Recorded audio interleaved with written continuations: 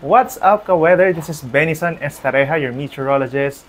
And for this video, we will look into each of the 82 provinces of the Philippines at aalamin natin what makes each of them special. Whether it be geographically, sa pangalan, history, demographics, natural attractions, I will try my best to enumerate what makes each of them best, first, or stand out among the rest of the provinces. So dito sa part 1, I'll be going through provinces from letter A hanggang letter K. Then in part 2 naman is from letter L hanggang letter Z. Just a note lang, I will include highly urbanized and independent cities kagaya ng Baguio, Davao City, Zamboanga City as geographically part of their respective provinces. Also, I will not consider yung mga popular nicknames gaya ng surfing capital, culinary capital, New Zealand of the Philippines, etc. unless there is proof or reference kasi may mga titles na kiniklaim ng 2 or more provinces. Lastly, I am sure na hindi lang limited sa iisa or iilang best or first ang bawat probinsya. So if you have anything to add about your own province, just leave them in the comments below. Number 1, Abra. Sa Abra makikita ang pinakamahabang suspension bridge hindi lang sa Pinas, kundi sa buong Southeast Asia. Itong Sabnangan Bridge na may habang 560 meters. Kung anong haba ng tulay sa Abra ay siya namang iksi ng pangalan nito.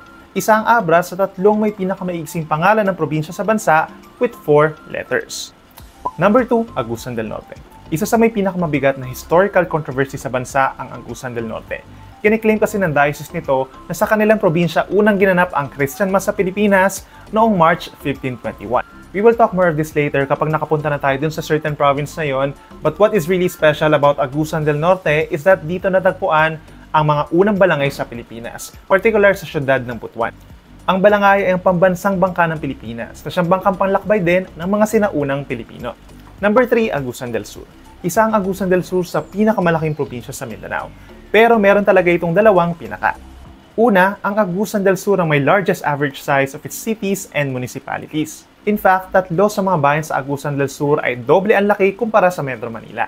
Pangalawa, Agusan del Sur is the home of the largest wetland in the Philippines, ang Agusan Marsh. Number 4, Aklan. Aklan is the home of Boracay, one of the most popular beach destinations in the world. But there are 2 lesser-known things pa about Aklan. First, Aklan is the oldest established province in the Philippines by the name Minuro Itakyan in the year 1213, which is 300 years bago pa dumating ang mga Kastila. And second, sa Aklan din matatagpuan ang pinakamatandang festival sa Pilipinas, ang Ati-Atihan Festival na siyang unang ginanap din around the same time na mabuo ang Aklan. Number 5, Albay. Your guess is as good as mine pagdating sa Albay dahil ang probinsya na ito sa Bicol ang tirahan ng pinaka-aktibo at pinakang conical shape na bulkan sa Pilipinas na Mount Mayon. Nasa Albay din ang most renamed municipality in the Philippines na Bayan ng Daraga na may 5 iba't ibang pangalan simula 1772. Number 6, Antique. Sa Antique matatagpuan ang largest coal deposit sa bansa, particular sa isla ng Semerara sa Bayan ng Caluya, kung saan higit 90% ng coal production sa bansa ay nagmumula rito.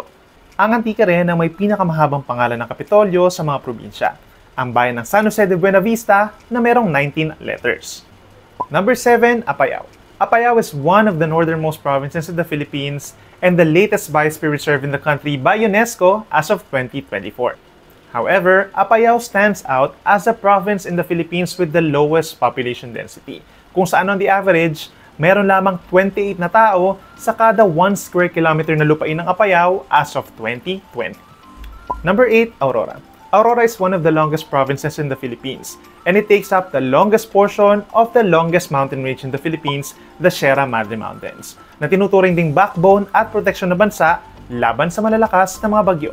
Number 9, Basilan. Ang Basilan ang tanging probinsya sa bansa kung saan ang isang buong syudad nito ay nabibilang sa kabilang rehiyon. Ito ay ang syudad ng Isabela na itinuturing na parte ng Region 9 o Zamboanga Peninsula at hindi ng Bangsamoro Region.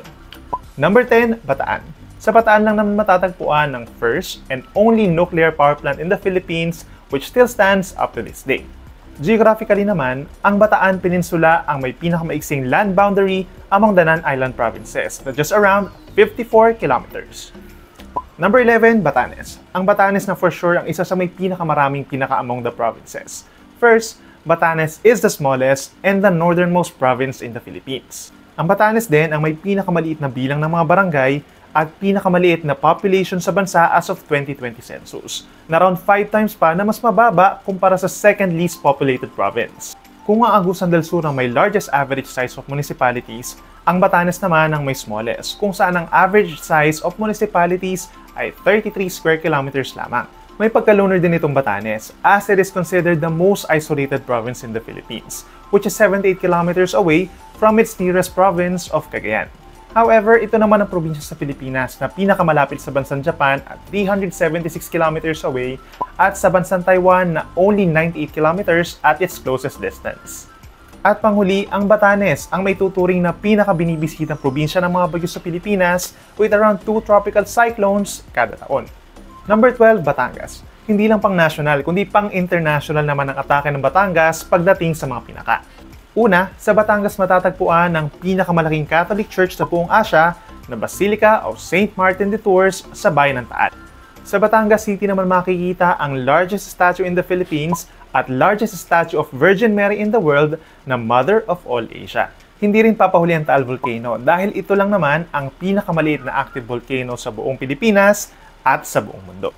And speaking of Taal Volcano, sa Batangas lang tayo makakakita sa buong Pilipinas ng isang isla na nakapaloob sa isang lawa, na nakapaloob sa isa na namang isla, at nakapaloob sa isa na namang lawa. Number 13, Benguet. Kung pagbabaskingan ng mga recent records, ang Benguet ang pinakamalamig na probinsya sa Pilipinas. Una, sa Baguio City, Benguet na itala ang lowest recorded temperature in history na 6.3 degrees Celsius noong 1961. At ikalawa, itatala rin sa Mount Pulag sa Benguet ang pinakamabababang temperatures tuwing panahon ng amihan, since mas malapit ito sa Arctic Circle as compared to Mount Apo. At dahil sa lamig ng Benguet, dito rin matatagpuan ang largest strawberry farm in the Philippines, particular sa bayan ng La Trinidad. Number 14, Biliran. Biliran is one of the smallest provinces in Visayas, but as of this writing, ang Biliran ang nag-iisang probinsya that can be accessed by another province by land via a single bridge. Number 15, Bohol. Ang probinsya ng Bohol ang may highest number of municipalities in the Philippines with 47. Dito rin matatagpuan ang tallest Spanish watchtower sa bayan ng Panglao. At dahil sa ganda at yaman ng Bohol pagdating sa nature at history, ang Bohol lang naman ang kauna-unahan at nag-iisang probinsya sa bansa as of 2024 na dineklara ng UNESCO as a Global Geopark. Number 16, Bukidnon. Bukidnon is a province with the highest concentration of tall mountains, kung saan sa 10 pinakamatataas sa bundok sa Pilipinas, 4 sa mga ito ay matatagpuan sa Bukidnon. Ang Bukidnon din ang largest landlocked province in the country. Ito yung mga probinsya na hindi napapalibutan ng major body of water gaya ng sea or ocean. At kung sa Benguet matatagpuan ang largest strawberry farm, sa Bukidnon naman matatagpuan ang pinakamalaking taniman ng pinya sa Pilipinas. Number 17, Bulacan. Historically, sa Bulacan lang naman idineklara ang pagiging isang ganap na bansa ng Pilipinas, particular sa bayan ng Malolos. Geographically speaking naman, Bulacan is considered the closest province to the Philippine capital of Manila if we're talking of the Kilometer Zero in Luneta Park as the reference. Kung saan ang closest point sa Bulacan from Kilometer Zero ay makikita sa bayan ng Obando. Hindi rin papahuli in terms of structures ang Bulacan dahil dito matatagpuan ang largest indoor stadium in the world, ang Philippine Arena na may capacity of up to 55,000. At may pahabol pa kasi in the near future, Bulacan will also be the home of the largest airport in the Philippines, the New Manila International Airport. Number 18, Cagayan. Cagayan has the highest number of active volcanoes in the Philippines, kung saan 5 out of the 27 volcanoes can be found in the province. Sa Cagayan din naitala ang highest recorded temperature sa Pilipinas na 42.2 degrees Celsius sa Tuguegarao City noong taong 1912. Pero itong mas malupit. Sa Cagayan lang naman nahukay ang first human dwarf in the Philippines and the second discovered human dwarf sa kasaysayan ng mundo. Ito ang Homo luzonensis na natagpuan sa Kuweba ng Callao nito lamang 2007. Number 19, Camarines Norte. Sa Camarines Norte matatagpuan ang longest boulevard in the Philippines, ang Cory Aquino Boulevard na may habang 8.7 kilometers. Sa Camarines Norte din matatagpuan ang pinakamatandang bantayog ni Rizal sa Pilipinas. Ito ay sa bayan ng Daet noong 1898, just 2 years matapos mabaril si Rizal sa Luneta. Number 20, Camarines Sur. Sa Camsur matatagpuan ang smallest provincial municipality in the Philippines na Camaligan. And speaking of smallest, have you heard of the fish Pandaka pygmaea o sinarapan? Ito lang naman ang pinakamaliit na commercial fish sa buong mundo. At walang ibang lugar sa Pilipinas at sa mundo na matatagpuan ng ganitong uri ng isda, kundi sa Lake Buhi sa Camarines Sur. Number 21, Camiguin. Ang Camiguin sa Hilagang Mindanao ang ikalawa sa pinakamaliit na probinsya sa buong Pilipinas. Pero kumapit kayo kung saan siya talaga pinaka. Apart from being tied with two other provinces with the least number of municipalities in the Philippines, ang Camiguin lang naman ang isla sa buong mundo with the highest concentration of active and inactive volcanoes. At itong rich volcanic soil ng Camiguin ang dahilan kung bakit nakakatikim tayo ng matatamis nilang lansones. Number 22, Capiz. Sa Capiz matatagpuan ang largest church bell sa bansa at sa buong Asya. Tinatawag nila ito na Panay Bell sa bayan ng Panay na mayroong bigat na higit 10 tonelada. Nasa Capiz din ang tallest Jesus Christ statue in the Philippines sa Rojas City. Number 23, Catanduanes. Isa ang Catanduanes sa pinakang binibisitang probinsya ng mga bagyo sa Pilipinas. Pero hindi ito salat sa natural resources dahil ang probinsya lang naman ang pinakamalaking producer ng abaka sa bansa. Number 24, Cavite. Cavite is best known as the birthplace of Philippine independence dahil dineklara sa bayan ng Kawit ang paglaya ng Pilipinas mula sa pananakop ng Espanya noong June 12, 1898. And as of 2024, kung Apayao ang least densely populated na probinsya sa bansa, ang Cavite naman ang may pinakamataas na population density with over 3,000 people per square kilometer. Number 25, Cebu. Cebu is the best and special in many ways. For one, ang Cebu lang naman ang pinakamayamang probinsya sa bansa in the last 10 years by a mile against other provinces. Kung akla ng oldest established province, ang probinsya ng Cebu naman ang oldest declared province in 1565. Sa Cebu province din makikita ang oldest city of the same name, oldest fort, at oldest Catholic church outside Metro Manila na Santo Niño Basilica. In terms of geography, second to Bohol ang Cebu sa may pinakamaraming municipality sa bansa with 44. Pero ang Cebu naman ang may highest combined number of cities and municipalities with 53. Moreover, all 53 of them have coastal areas, making Cebu as the province with the most coastal cities and municipalities as well. Finally, nasa Cebu na rin ang pinakamahabang tulay sa buong Pilipinas. Ito ay ang Cebu-Cordoba Link Expressway na may habang almost 9 kilometers. Number 26, Cotabato. Pampitong Cotabato sa pinakamalaking probinsya sa bansa in terms of land area. Pero ang Cotabato ang may pinakamahabang land boundary with other provinces. Marami kasing concave o paloob na parte ang probinsya, adding up to a total land boundary of around 530 kilometers. And if it's not complex enough, sa Cotabato din matatagpuan ang pinakamaraming enclaves sa buong Pilipinas. Ito yung grupo ng mga barangay sa loob mismo ng Cotabato na itinuturing na parte ng Bangsamoro Region. Kahit ng Cotabato Province mismo ay nabibilang naman sa Region 12 o SOC Subgen. Isa-isahin naman natin ang mga probinsya sa Region 13 with number 27, Davao de Oro. Isa sa mga pinakabatang probinsya sa bansa ang Davao de Oro. Isa rin ang Davao de Oro sa may pinakabagong pangalan matapos itong palitan ang Compostela Valley noong 2019. But what is really special about Davao de Oro is that dito makikita ang pinakamalaking hot water falls sa bansa, ang Bilawa Mainit Hot Water Falls sa bayan ng Mako. Number 28, Davao del Norte. If Catanduanes is the largest producer of abaka, ang Davao del Norte naman ang pinakamalaking producer ng saging. Ito rin ang may pinakamalaking banana plantation in the Philippines na matatagpuan sa Panabo City. Number 29, Davao del Sur. Sa Davao del Sur matatagpuan ang highest peak of the highest mountain in the Philippines, ang Mount Apo. Geographically part din ng Davao del Sur ang pinakamalaking syudad sa Pilipinas na Davao City, which is actually bigger than the rest of Davao del Sur. And by 2025, Davao del Sur will be the home of the longest road tunnel in the Philippines with a proposed length of 2.3 kilometers. Number 30, Davao Occidental. Davao Occidental became the youngest province in the Philippines from 2013 up until 2022. Tied din ito with Camiguin for having only 5 municipalities. Pero may isa talagang pinaka ang Davao Occidental.